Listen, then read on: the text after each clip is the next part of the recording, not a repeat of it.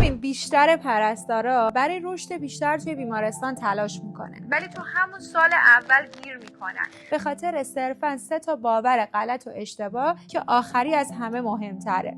اولیش اینه که خیلی‌ها فکر میکنن ملاک رشد توی بیمارستان صرفاً داشتن سابقه است، در صورتی که بجز بحث سابقه بیمارستان به یک آدم قابل اعتماد و توانمند نیاز داره. دومین باور غلط اینه که خیلی‌ها فکر میکنن صرفاً مهارت بالینی کافیه، در صورتی که الان در کنار مهارت بالینی مهارت نرم هم مهمه.